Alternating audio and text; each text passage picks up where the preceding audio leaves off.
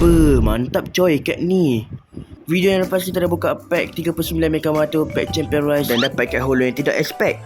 So, video kali ni kita dah sambung pula unpacking pack 49 Champion Rise yang kat depan kita boleh nampak ada gambar kacau daripada Papa Zul The Movie. So, kita tengok apa yang ada kat dalam pack ni. And first kita ada HP marker, and then kita ada card yang pertama, kita ada Boy Blaze Style V. Okay, nice. Next kita ada Otoy. Okay, ni budak surau ni. Next kita ada Mega Rubica daripada Mekamato. Nice. And then kita ada Boy Ice. Mantap. Dan kita ada kat Awesome Daun.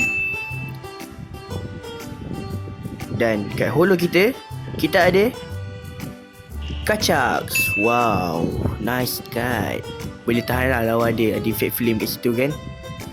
By the way, video ni pendek je tau. Kalau korang tengok full review pack Champion Rise, kalau boleh tengok link kat bawah ni. Yang penting, ingat card, ingat free skin terbaik. Lepas ni nak buka pack apa pula? Cuba kalau kau ambil kat bawah.